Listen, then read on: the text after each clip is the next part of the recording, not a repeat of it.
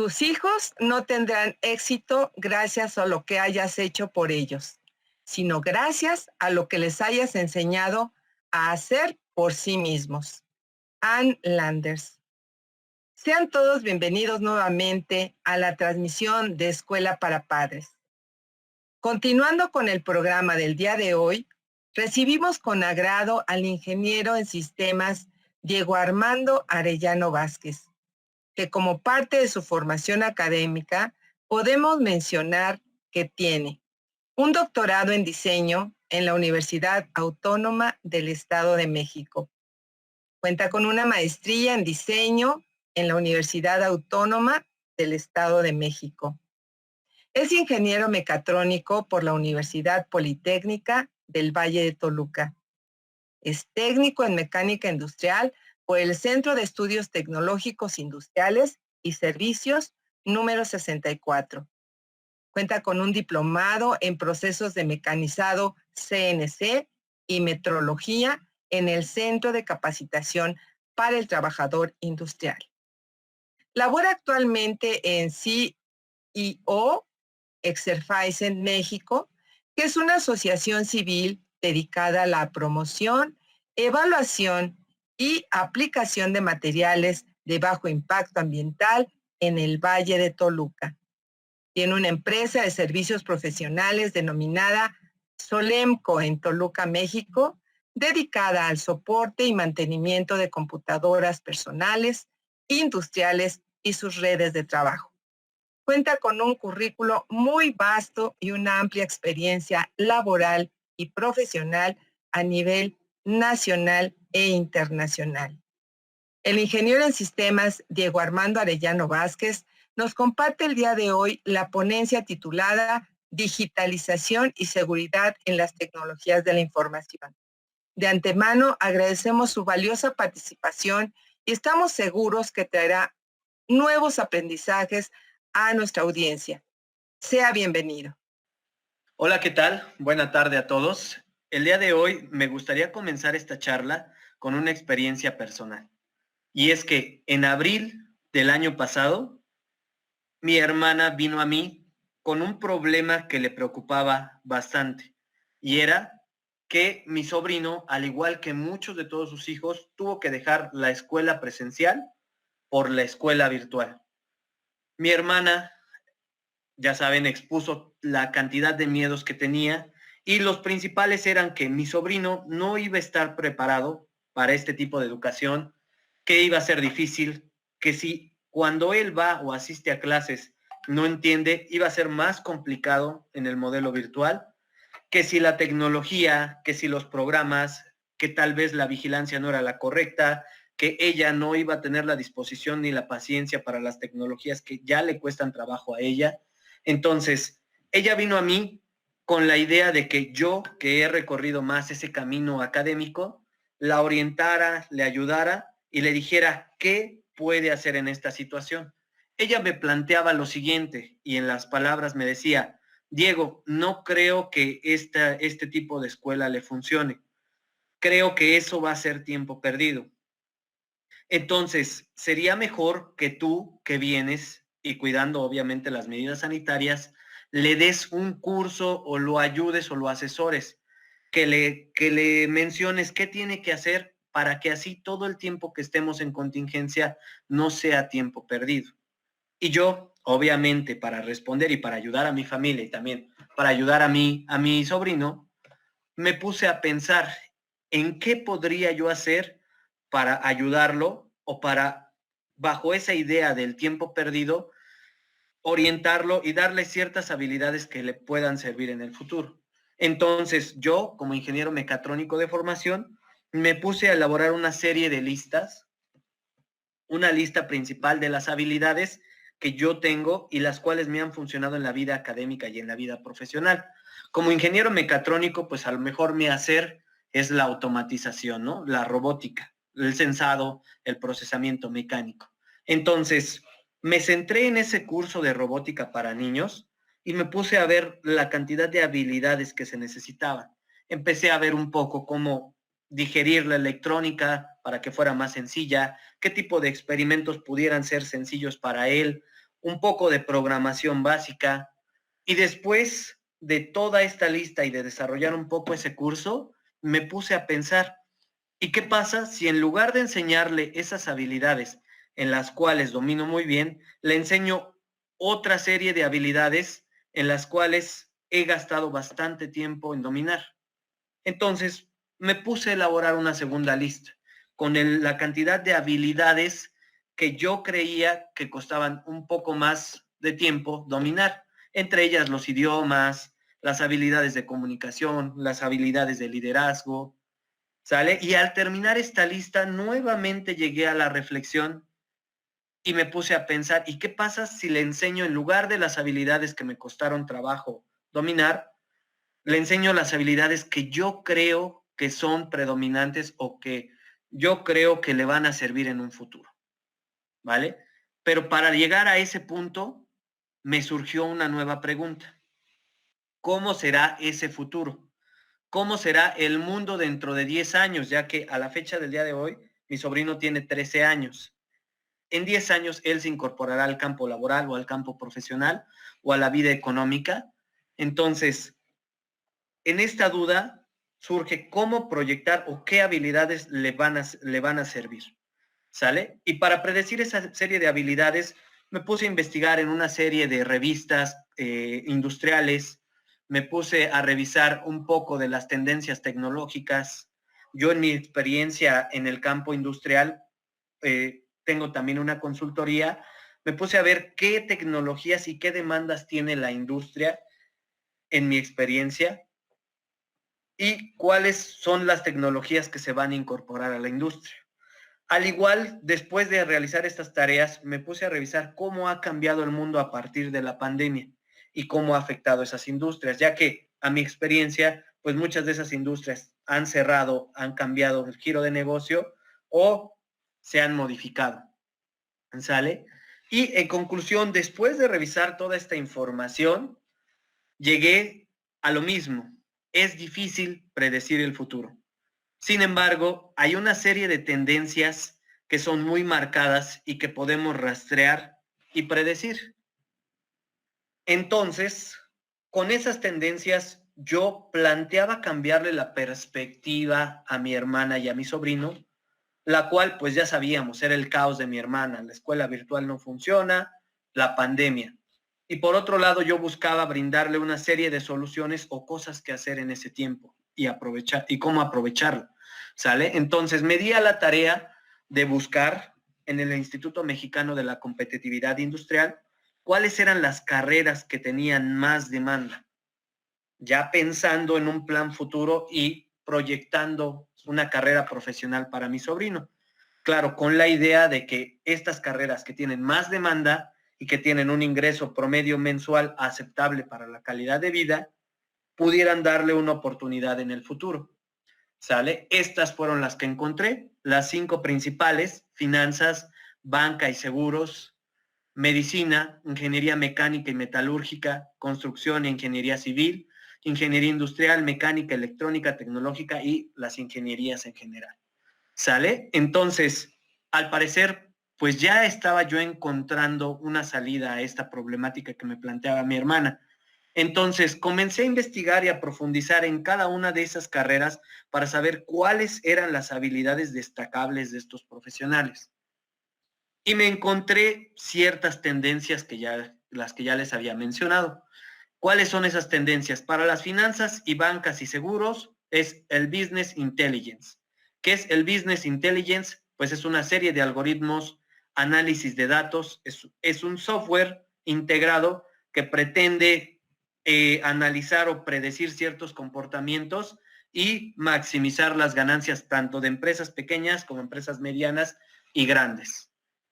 Otra tendencia que me encontré es el Analytics, que lo utilizan mucho las empresas de seguros, y no es más que una serie también de algoritmos y programación que buscan predecir o conjuntar una serie de valores de ciertas características de los asegurados, por ejemplo, la edad, los riesgos médicos, la esperanza de vida, muchas de estas variables meterlas a ecuaciones complejas y predecir un resultado para establecer las condiciones de las políticas de los seguros.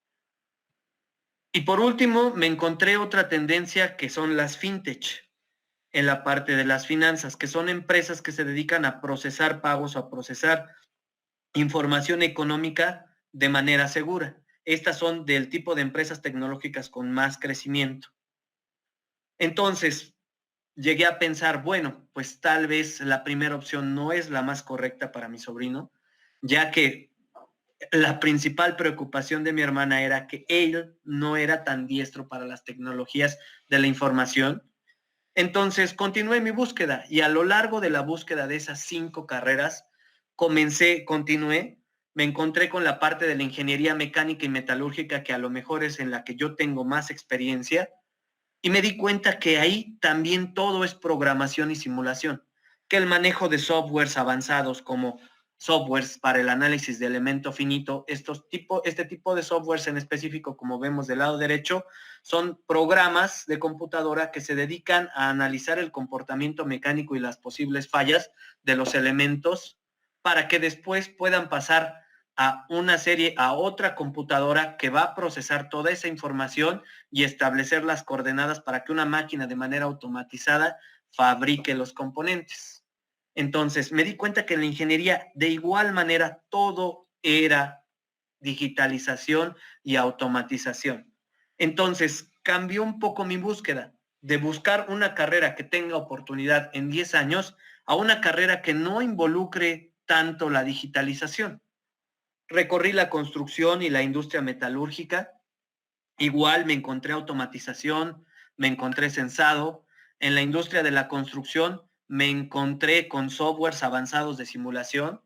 Hoy en día el BIM es una técnica muy estudiada para la industria de la construcción, ¿sale? Y muy, muy bien recibida. Y se plantea el BIM. ¿Qué es el BIM? Pues es una administración integral de la construcción. En los softwares BIM es otro programa en el cual pues ustedes ingresan el modelo arquitectónico y después ingresan los materiales y es como una gestión integral de los materiales. El BIM en cada etapa les va diciendo qué materiales necesitan, qué tiempos tienen de entrega y todo eso. Es una gestión integral de la construcción.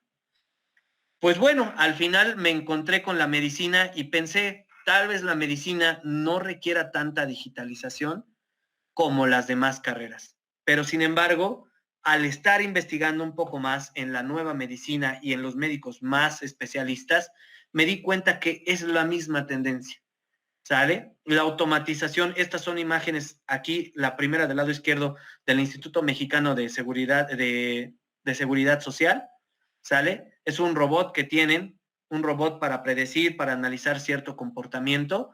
Hay robots que se dedican a realizar operaciones y no es una cuestión de otro mundo, de otro país. Es una cuestión y es una realidad ya en nuestro país. Los médicos más especializados utilizan técnicas informáticas, utilizan programas, utilizan operación remota por medio de automatizaciones para analizar y para predecir el comportamiento de las enfermedades. Hasta este punto parecía estar un poco perdido, porque el campo laboral se planteaba un panorama de digitalización, virtualización y automatización muy grande. Es entonces cuando comencé a entender el por qué. Y es que cada día pasamos más tiempo en la virtualidad, en ese espacio invisible que nos atrapa en la mente, que atrapa nuestra atención, perdón. Entonces, y muchos me dirán, como ustedes, pero yo sigo existiendo físicamente, sí, pero nuestra atención se la lleva toda la virtualidad. Y es que cada día más actividades como tareas cotidianas las realizamos en este espacio, las reuniones con amigos, las reuniones, las relaciones interpersonales por medio de las redes sociales, el hablar a la familia, tanto por tareas que ha forzado la misma contingencia sanitaria. Claro, sabemos que es difícil salir en este momento por las restricciones que existen y también por la protección personal, pero también por cuestiones económicas. Una reunión virtual llega a ser muy, muy barata en comparación de una reunión física y brinda posibilidades que la reunión física muchas veces no. El espacio virtual parece no tener barreras y ser inmenso tanto que personas de diferentes espacios geográficos se pueden reunir en cualquier momento y compartir ideas. Muchas tareas de la cotidianidad, así como las gestiones económicas, se han mudado a este espacio virtual. ¿Sale? Hoy en día podemos ver la banca, que también se ha mudado a esta modalidad digitalizada, en la cual ya no vemos el dinero físico. El dinero físico cada vez existe menos. Nuestro dinero lo vemos como un dato, un número en nuestro celular, en nuestra computadora, y cada vez más trámites se realizan de manera digital. Hoy es común asistir a una banca, sacar un turno con el celular, realizar una llamada para hacer una corrección, te piden una firma electrónica, te piden ciertos datos que al final de cuentas son eso, datos, y se registran. Entonces, las relaciones económicas también se encuentran en el mundo de lo digital. Y en el caso de la juventud o de la infancia, pues también va cambiando, ¿no? Nosotros o la generación que yo me tocó vivir a mí cuando en la niñez, pues estábamos acostumbrados a estos juegos físicos, ¿no? Estos juegos en los cuales pues se desarrolla tu capacidad motriz, al contacto, y que muchos pudiéramos ver con nostalgia. Sin embargo, el juego hay que entenderlo como el mismo juego que sucede ahora. Estos juegos virtuales en el celular, el juego sigue siendo el mismo, un ensayo de la realidad en un entorno controlado. Sin embargo, sabemos que de acuerdo al cambio generacional, las habilidades van cambiando y hoy en día es más atractivo desarrollar una capacidad mental que una capacidad motriz. No estamos hablando de qué es lo correcto ni de manera integral, sino que estos juegos virtuales desarrollan la toma de decisiones, la habilidad, la percepción geométrica, la capacidad de respuesta ocular. Entonces, entrenan mucho este tipo de habilidades y llegan a ser habilidades determinantes en el futuro. Y si hablamos de actividades que se han digitalizado y mudado al modelo virtual, pues podemos hablar de bastantes. La diversión, ¿no? ¿Cuántos no acudíamos a este sitio hasta hace algunos años, en el 2020, a lo mejor 2019, a visualizar una película? Comprábamos palomitas, pagábamos nuestra entrada, nos transportábamos. Hoy en día pues tenemos acceso a la cantidad de películas que queramos en el momento en que queramos por una cantidad muy baja de dinero, inclusive en la comodidad, y muchos tal vez pues a lo mejor con mejores cualidades que el cine, ¿no? ¿Sale? Entonces, me puse a ver que a lo mejor el mercado laboral iba a ser un poco complicado para mi sobrino, pensando lo mismo en que no quería practicar o que sus habilidades en la informática no eran las mejores. Pensé entonces que tal vez podría emprender un negocio, podría ser un comerciante. Mi papá también tiene una pequeña empresa, entonces pensé que tal vez ese pudiera ser el camino y me puse a realizar otra búsqueda. ¿Cuáles eran esas empresas que tenían mayor crecimiento y mayor oportunidad en los últimos años? ¿Y qué creen que me encontré? Pues estas marcas: Facebook, WhatsApp, Instagram, Amazon, Twitch, Tesla, Google, YouTube, Skype, Microsoft. Todas estas marcas y sus líderes han inclusive visto beneficios desde que existe la pandemia. ¿Sale? A partir del 2020 hasta la fecha, muchas de estas empresas inclusive han doblado su capital económico. Y muchas de ellas han visto un crecimiento y un desarrollo, en el caso de Zoom. Y es por lo mismo, ¿no? Porque la pandemia nos obligó a quedarnos en casa y a mudar actividades que no realizábamos a la virtualidad. Sin embargo, esta tendencia ya viene desde el inicio del siglo XXI. Entonces, esta digitalización desde el desarrollo de los smartphones, desde el desarrollo de las computadoras, la creación de cada vez más softwares, algoritmos, todo esto es una tendencia clara. Entonces, para analizar y para darle una oportunidad a mi sobrino, me puse a cuestionarme si es que la escuela virtual no representaba una mejor oportunidad que un curso que yo le pudiera dar. Es decir, si esa idea que tenía mi hermana estaba bien fundamentada. Y es que hoy en día sabemos que todo tiende a la virtualización y a la automatización. y que si no desarrollo esa capacidad para interactuar y comunicarme a través de un hardware externo, me va a ser difícil integrarme a las nuevas tendencias en la profesión, en el mercado laboral o en el mercado o en lo académico.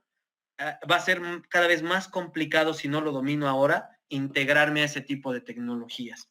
Entonces, platicando con mi hermana todas estas situaciones, le comentaba el por qué es tan importante a lo mejor que pensemos en que la escuela presencial ya no es la solución completa que nosotros pensábamos. Y no es que no sea indispensable y no es que no sea innecesaria, sino que hoy en día es necesario combinar este tipo de formaciones con el tipo de formación digital. ¿Y por qué la formación digital es tan importante? Porque esta generación o estas generaciones poseen esa tecnología que no poseíamos en tiempos anteriores. ¿Sale? La posibilidad de estudiar en las universidades más prestigiosas del mundo, con poco dinero, sin moverte de tu casa, la posibilidad de crear o de establecer una formación técnica con empresas, o la posibilidad de aprender idiomas por medio de juegos a un costo reducido, brinda una mayor capacidad a las nuevas generaciones. Sin embargo, es muy importante que llevemos mano a mano ese proceso. Podemos verlo aquí. Yo puedo tomar un curso en Harvard University por diversas plataformas, inclusive obteniendo un certificado con una validez oficial, a un costo muy bajo. Existen plataformas como Coursera, como EducaX, como Fundación Carlos Slim. Existen bastantes plataformas que ofrecen este tipo de cursos en diferentes áreas del conocimiento, inclusive de manera gratuita. En LinkedIn, tú puedes crear un currículum y establecer, vincularte con las empresas, con la cadena de empresas que existen a nivel nacional o a nivel internacional, y que ellos vean tus logros y certifiquen tus reconocimientos, ya que cada vez que puedes crear una formación, obtener insignias, inclusive las empresas te dan un reconocimiento. Estas cartas de recomendación han evolucionado a la parte digital, y a lo mejor LinkedIn tiene el mejor ejemplo de este tipo de reconocimientos, ya que las empresas donde han laborado pueden escribir comentarios o vincularte directamente al contacto que respalde tu experiencia laboral. Duolingo es, por otra parte, una aplicación en la cual puedes aprender múltiples idiomas y que plantea ya en los siguientes años tener una certificación, o sea, un documento que valide que tú sabes ese idioma con un reconocimiento equiparable a exámenes profesionales de Oxford o de Cambridge. ¿Sale? Ese es el panorama que está teniendo Duolingo. Y aparte de que podemos ver que la cantidad de libros, cada vez más libros se encuentran en contenido digital, cada vez más artículos, existe una gran comunidad y una gran cantidad de revistas científicas indexadas que se publican ya exclusivamente de manera virtual. Está Scopus, está Science Direct y muchas otras en las cuales se puede consultar lo último en el conocimiento científico. ¿Sale? Entonces, para esto me puse a investigar entonces cuáles eran las tendencias, las carreras que más iban a influir en el futuro, para explicarle de esa manera a mi hermana qué tan importante era que pasáramos este proceso, que en lugar de buscar una formación y en lugar de rendirnos con la escuela virtual, reforzáramos ese conocimiento, nos aferráramos a él, y que, como todo cambio lleva un proceso de adaptación, lleváramos ese proceso de adaptación juntos, que no renunciáramos a él y que lo viéramos como una oportunidad mejor que la escuela presencial, si así lo queremos ver, para lograr una de estas 6 carreras que investigué, que son las carreras que van a ser las carreras más demandantes en los siguientes 5 años. Esto, pues obviamente, es información del Instituto Mexicano para la Competitividad, del INCO, y esas carreras son especialistas en inteligencia artificial y machine learning. Es inteligencia artificial, es crear algoritmos, programar, al igual machine learning, análisis de datos, programación, analistas y científicos de datos, que es lo mismo, gestión de información, utilizar software y generar nuevos algoritmos para recopilar información, especialistas en ciberseguridad, que también tiene que ver de cierta manera con la protección, la programación, arquitectos, pero no del tipo de arquitectos que vemos nosotros, no del tipo de arquitectos que construyen casas, sino del tipo de arquitectos que construyen software. Entonces, a lo mejor ahí hay un error, arquitectos de software. Especialistas en fintech. Ya habíamos hablado un poco de los que son las fintech. Son todas estas empresas que generan pagos. A lo mejor piensen en PayPal, piensen en Mercado Pago. Los que no utilizamos este medio o vamos al Oxxo o acudimos a un local o acudimos a un mercado y pagamos con tarjeta de crédito, pues son todas estas empresas que gestionan esos pagos, que se aseguran que nuestra información y nuestro pago va a ser efectuado y que la información va a estar segura. ¿Sale?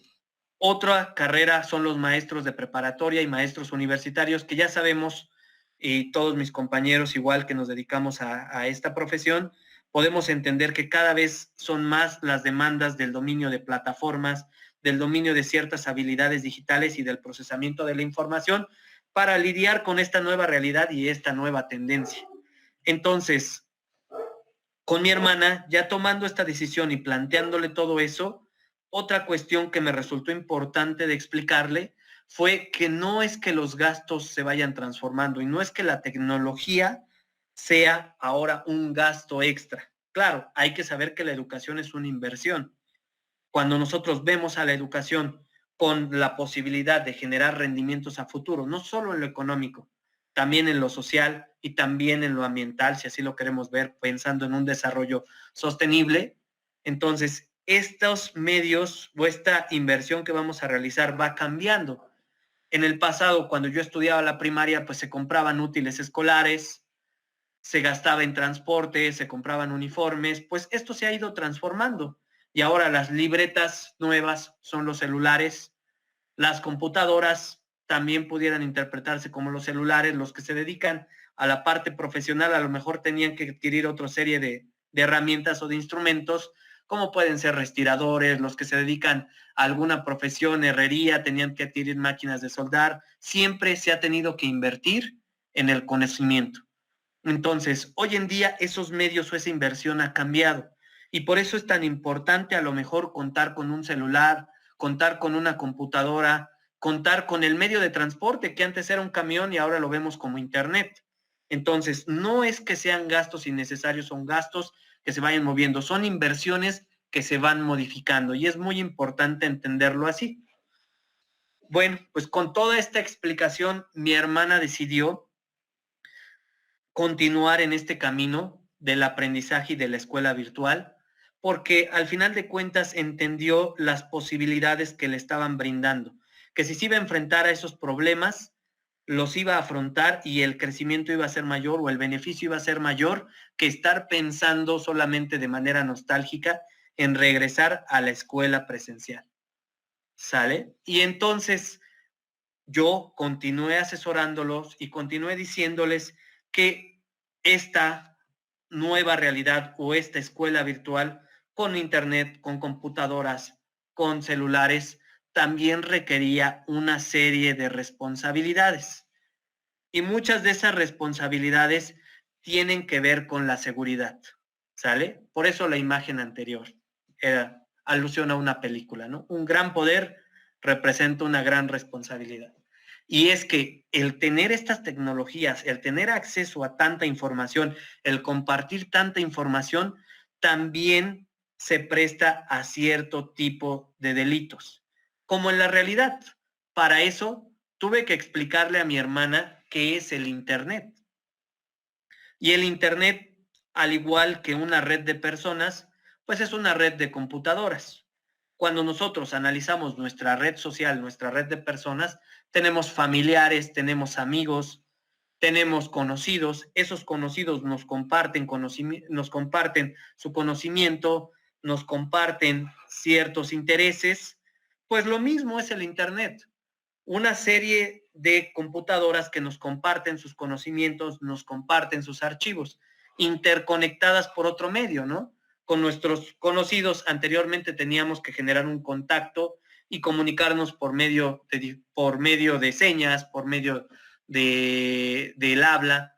pues ahora el Internet o se comunica de manera diferente por medio de códigos electrónicos. Pero al igual que nuestra red social, cada quien tiene un código ético, es decir, todas las personas, hay personas que hacen cosas buenas, hay personas que hacen cosas malas, o como me gusta decirle a mí, cosas convenientes y cosas inconvenientes. Entonces, en el Internet también hay personas que hacen cosas convenientes y cosas inconvenientes, que al igual que me pueden robar una cartera, que me pueden robar un bien material, me pueden robar mi información al hacer el uso incorrecto o al no cuidar mi seguridad al utilizar estas tecnologías. ¿Sale? Y es que el robo de datos es uno de los delitos más comunes en el mundo virtual. ¿Y qué pasa con esos datos? Pues esos datos tienen diferentes usos y han dado paso a una de las prácticas que conocemos como el hacking. Acceder a los datos de nuestra actividad personal, de nuestro trabajo, de nuestros negocios, de nuestras finanzas, es una práctica muy recurrente para hacer fines como extorsiones y muchas otras prácticas, falsificación de identidad.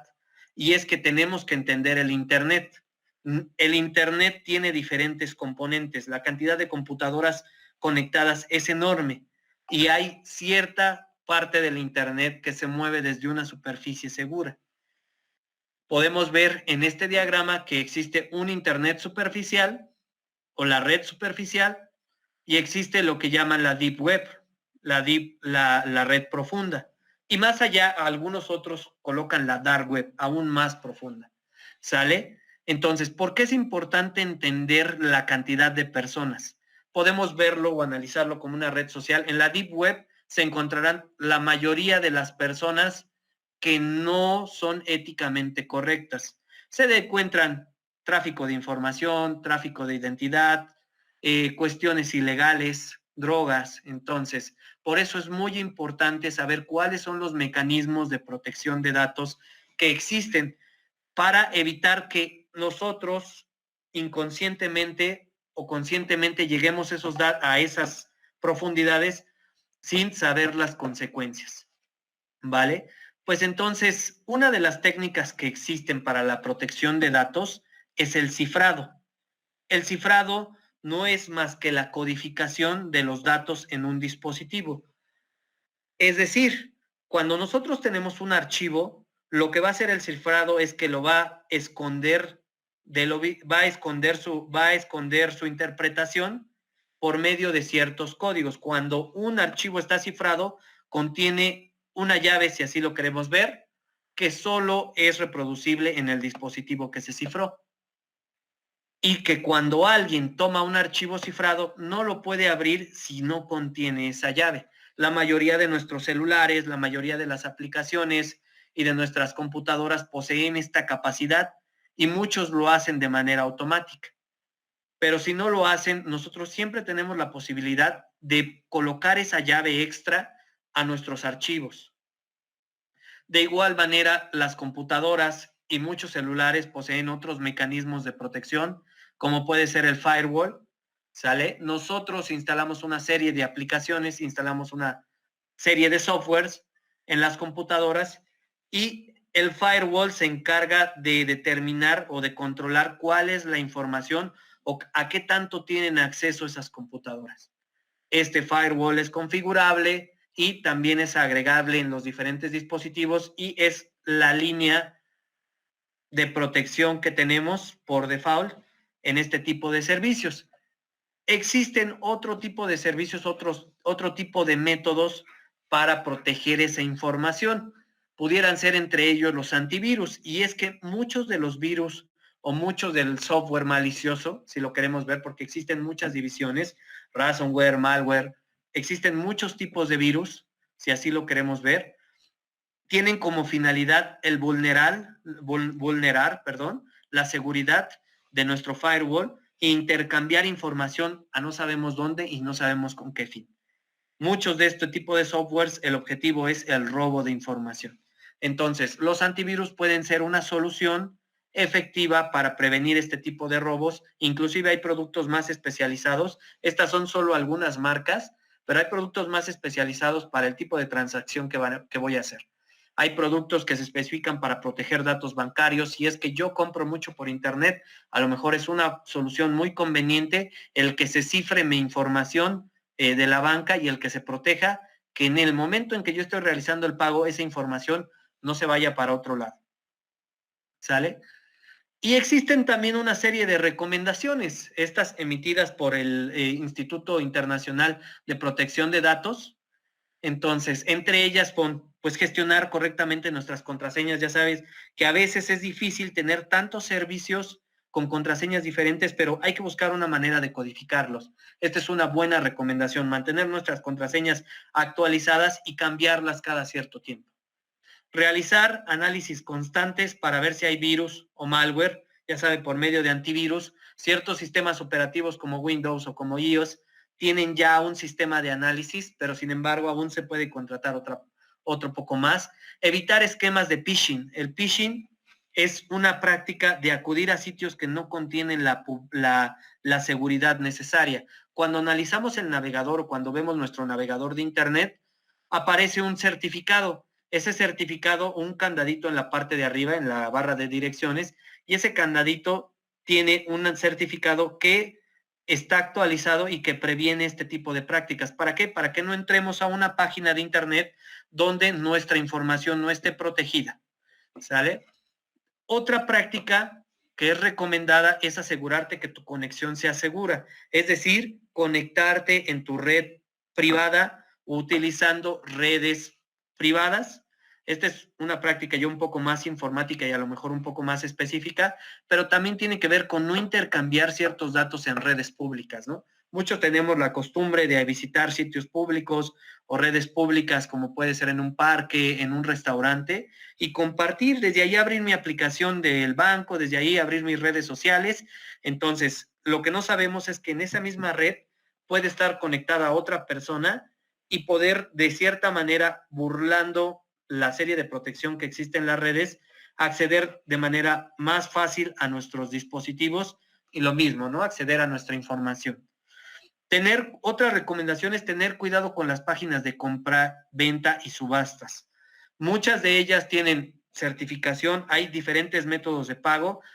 Los que utilizan las bancas en línea o utilizan la banca o compran mucho en línea, hay diferentes aplicaciones que ya están disponibles en los bancos y son de manera gratuitas. Estas con el objetivo de garantizar la seguridad de los datos bancarios. Entonces, muchas de estas páginas que tenemos que revisar, pues que estén certificadas, podemos inclusive ir a la página de la banca o llamar y decir si el pago es seguro por este medio y si no recurrir a métodos de terceros para pagar. PayPal es un ejemplo. PayPal es una compañía intermediaria que procesa pagos de estas fintech. ¿Vale? Entonces lo que hace PayPal es que yo le pago a PayPal y PayPal le paga a la página. Entonces, como intermediario, PayPal recibe una comisión y yo recibo la garantía de que solamente se va a pagar si recibo el producto y si el sitio está certificado. Entonces, existen muchas maneras, hay que investigar de prevenir el robo de datos y más el robo de datos bancarios. Otra recomendación es reconocer las estafas. Por ejemplo, este mensaje que llega: felicidades, has ganado un premio. Si ustedes no han participado, no se han inscrito en ningún premio, esto puede ser que sea falso, ¿sale? En el correo, en las prácticas de correo, llega mucho este tipo de publicidad y este tipo de estafas cuyo objetivo es dirigirte a un link, generar o capturar información personal. Otra recomendación, por la última, es no hagas caso de falsos soportes técnicos. Por ahí, al abrir una página aparece: tu computadora tiene un virus.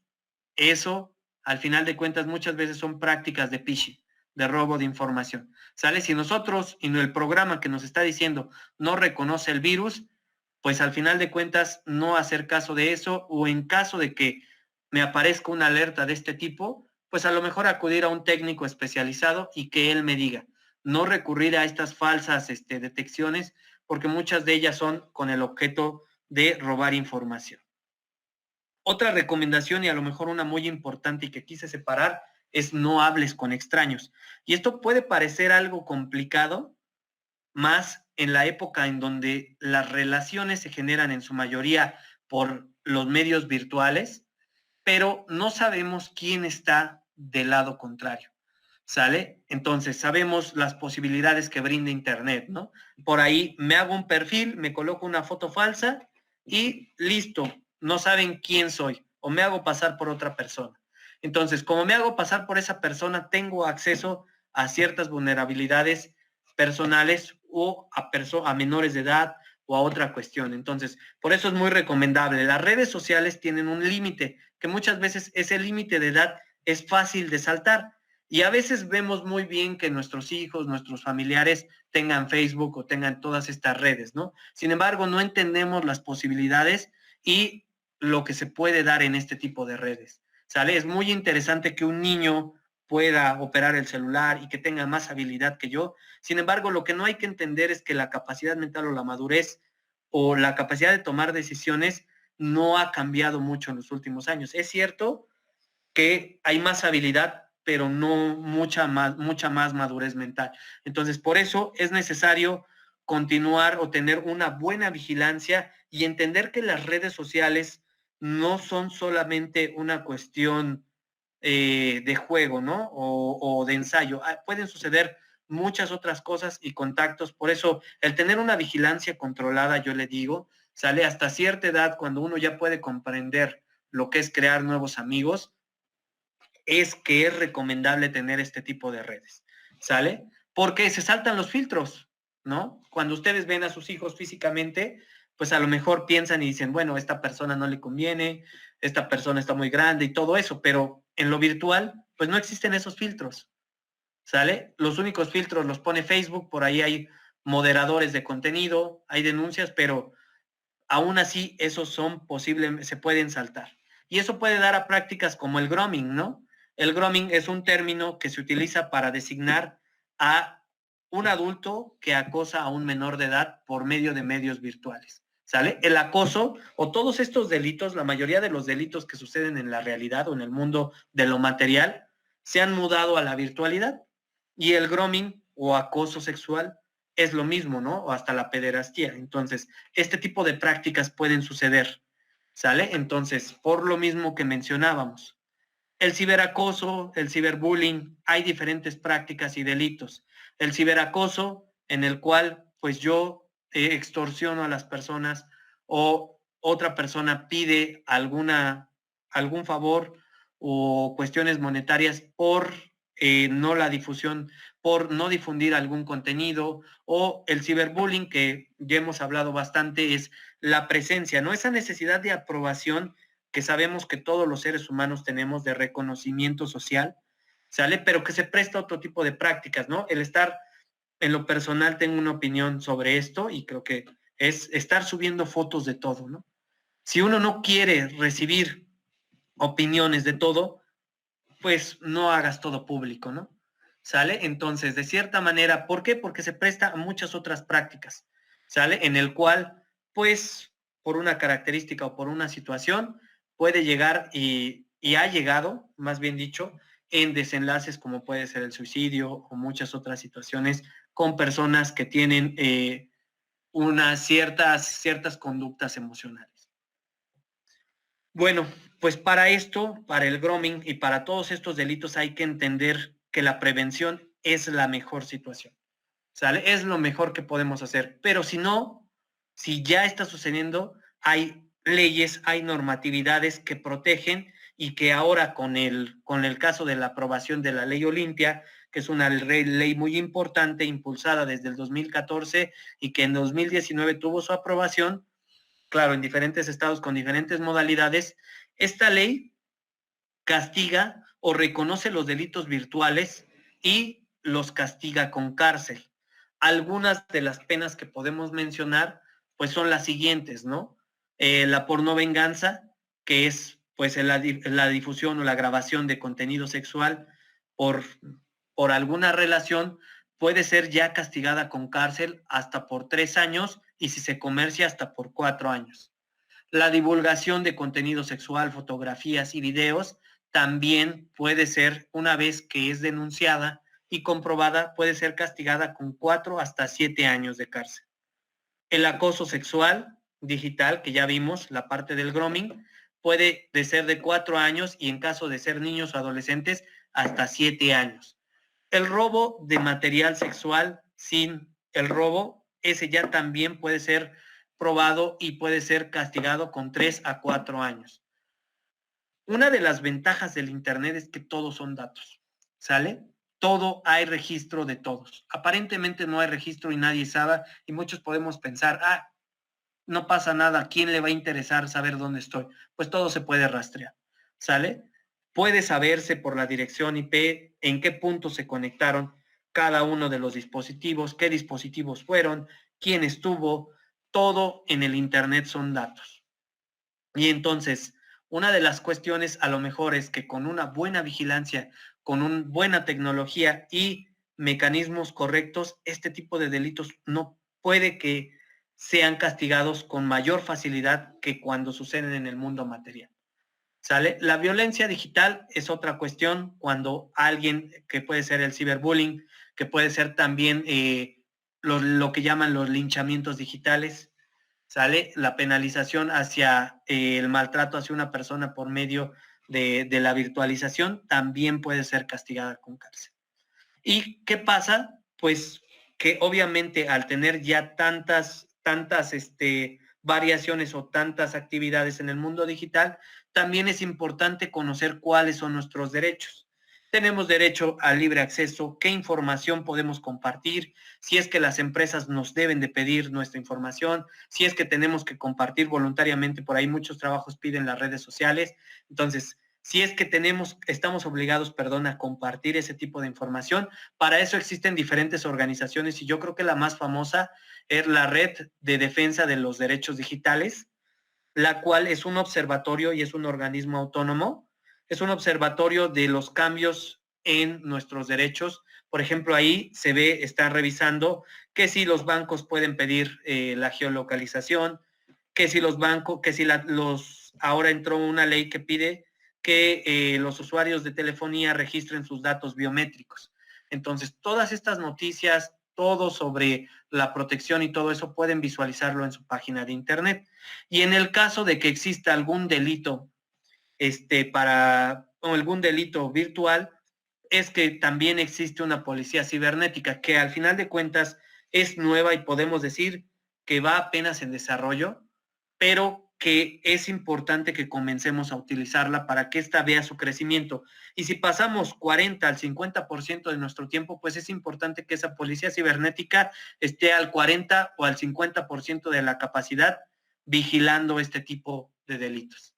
¿Sale? Entonces, ¿cómo podemos contactar a esa policía cibernética que además imparte cursos sobre la protección, sobre buenas prácticas por medio de la página de internet, que es de la Secretaría de Seguridad, por medio del correo que es cibernética.edomex@ssedomex.gov.mx o al teléfono 72 22 75 83 00 en las extensiones 12 202, 12 203, 12 206 y 12 207.